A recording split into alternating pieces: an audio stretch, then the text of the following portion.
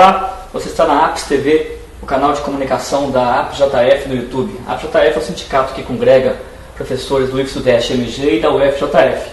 Nós estamos aqui hoje conversando a respeito do decreto 7.806, do dia 17 de setembro de 2012, que o governo baixou para tentar regulamentar a progressão na carreira de EBTT, que é Ensino Básico Tecnológico. Nós estamos aqui hoje com o professor Marcos Vinícius Leite e Dr. Leonardo de Castro, assessor jurídico da APS-JF. Boa tarde para vocês. Professor, podia dizer para a gente quais são as implicações diretas na vida do professor desse decreto que o governo baixou no dia 17?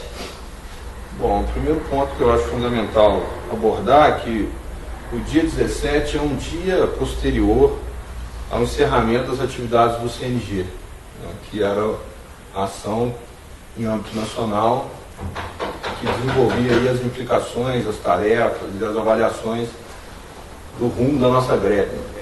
E o governo, no dia seguinte, propõe um decreto que retrocede numa série de proposições que ele havia acordado quando a gente estava em greve, né?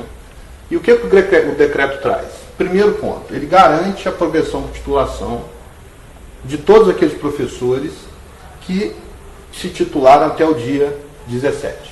Isso era um problema que vinha desde 2008, em que não havia a garantia expressa na lei de que nós tínhamos direito à progressão. Inclusive aqui na APS mesmo a gente entrou na justiça pleiteando isso, nós tínhamos sentenças favoráveis à progressão e o decreto veio a corrigir isso de fato. Então até o dia 17, professores titulados, com mestrado e com doutorado, têm direito à progressão por titulação. Por outro lado, na edição do decreto, no artigo 5º, o governo diz que só poderá haver progressões por desempenho mediante a compreensão de determinados índices de desenvolvimento da carreira, critérios de desempenho efetivo.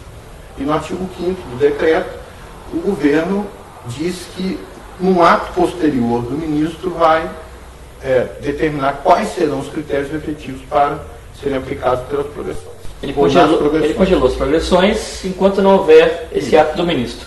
Então, se por um lado ele garante que aqueles que tinham títulos até o dia 17 possam progredir, por outro ele impede qualquer tipo de progressão a partir da não edição desse ato do ministro, né? Então o que a gente tem hoje concretamente na carreira é a paralisação de todas as progressões, tanto aquelas vinculadas à titulação, que a partir do dia 17 nós não temos mais direito, quanto qualquer progressão por desempenho, porque o artigo 5º ainda não foi levado até as últimas, não últimas consequências. O artigo 5º não foi efetivado, porque depende do ato do ministro. Então, do ponto de vista objetivo, o que está acontecendo com a carreira hoje? Quem entrou titulado até dia 17 consegue a progressão, e quem se titulou depois não progride, e ninguém mais progride porque não há critério estabelecido para o desenvolvimento da carreira. Ou seja, o governo, mais uma vez, ele sem discutir com a carreira, estabelece um ato em que atrapalha toda a vida acadêmica dos Sudeste, dos IFES, de uma maneira geral. Com certeza. E um ganho interessante da greve, que agora a gente coloca em questão, é que o governo havia equiparado, pelo menos, remuneratórias carreiras, né? Então, assim, a proposta que consta no PL é de que as carreiras tenham os mesmos níveis e as mesmas remunerações. E isso já não está sendo aplicado a partir do dia 17 de setembro, porque qualquer professor da carreira do Ministério Superior não houve nenhuma modificação frente à sua progressão. No nosso caso, nós estamos congelados agora à espera de um ato do ministro, sabe lá quando virá, para que a gente possa progredir, né? E a partir de quais critérios? Um outro ponto importante é que boa parte da discussão que se teve durante a greve era justamente essa inversão do modo como se compreenderia o fazer do docente, o fazer da educação no Brasil. Que uma das críticas que a gente havia ponderado era o excesso de produtivismo que poderia vir, né? Critérios extremamente produtivos para o processo de progressão na carreira. Nós temos uma compreensão de que é necessário avaliar o desempenho dos professores, mas a gente não tem uma crítica dura essa ideia produtivista de produção de conhecimento, tendo em vista o nível de adoecimento que os professores têm passado. E nós não sabemos o que virá no artigo 5º. A gente não sabe quais serão os critérios que serão utilizados para permitir que as progressões tenham a sua fluência normal, né? Mas hoje, concretamente, a gente está aguardando, né, com muita tristeza e indignação, porque o governo havia sinalizado uma determinada prática que haveria, que consta no PL, e isso não aconteceu no decreto, né? E aí a gente está assim, um pouco surpreso em relação a isso e não sabe efetivamente o que vai acontecer. Se o decreto vai rever essas posições mais, né, antagônicas do governo em relação àquilo que ele havia combinado, ou se o PL vai manter as posições que o decreto já estabeleceu. Entendi. Doutor Leonardo, há algo que possa se fazer juridicamente com relação à questão do decreto? Sim. Na verdade, o que acontece? A primeira coisa que a gente tem que ter em mente é que a progressão na carreira de EBTT, ela se dá de duas formas. Ela se dá, na verdade, por desempenho acadêmico ou por interstício e por titulação. Como bem falou o professor Marcos, hoje, na verdade, todas as duas progressões elas estão congeladas, estagnadas. A gente pode dizer, de uma maneira geral, que não há progressão hoje na carreira de EBTT. Então, com relação à progressão por titulação, na verdade, já quando a edição da lei de 2008, houve uma discussão muito grande se a partir delas seria possível ou não esse tipo de progressão.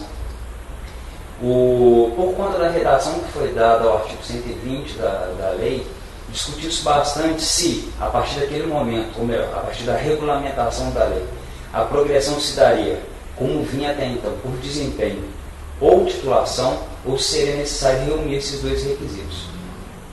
O decreto veio agora, na verdade, e consagrou essa segunda tese, que o desempenho na carreira de EBTT, da agora para frente, ela exige a conjugação desses dois fatores, e não a utilização deles em separado.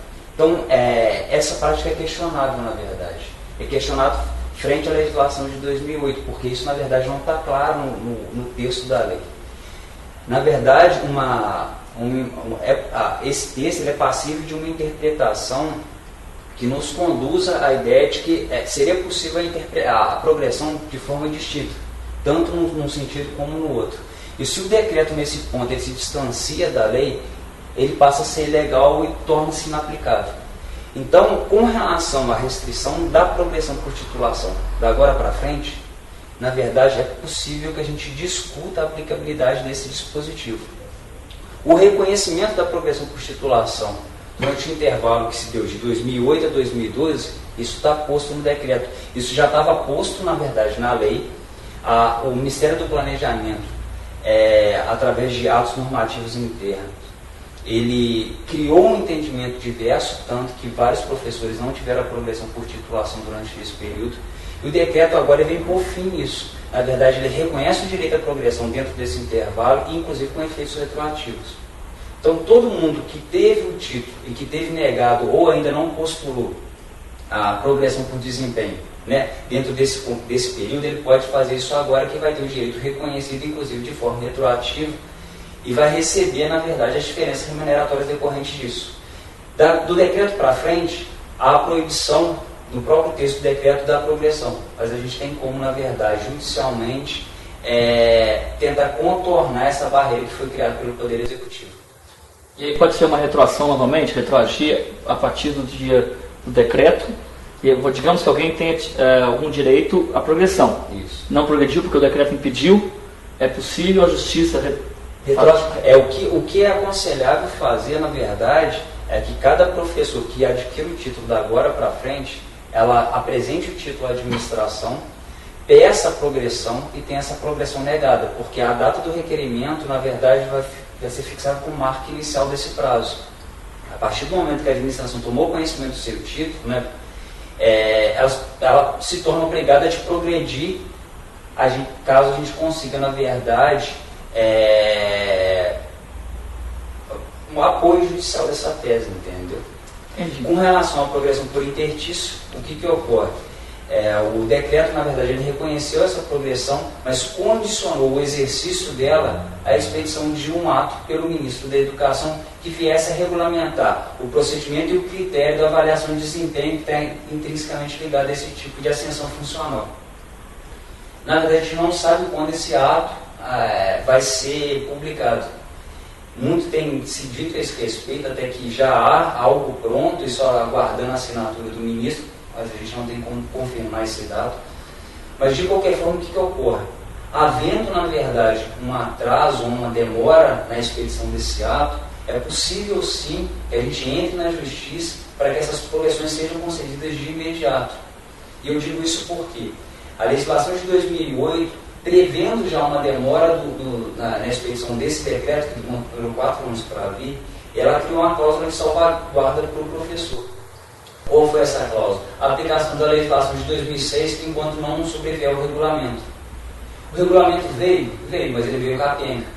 Então, na verdade, esse regulamento, no caso de demora da expedição do ato do ministro, ele vai se traduzir numa burla essa salvaguarda que a gente tinha na própria lei. Então, teria como, na verdade, a gente judicialmente, demonstrando o prejuízo que ele está trazendo, o desvio, na verdade, que ele proporcionou, a gente buscar novamente a aplicação da lei e mesmo que esse ato do ministro da Educação não seja publicado. Obrigado pela presença dos dois, bastante ilustrativo em relação ao decreto. A gente se vê na próxima.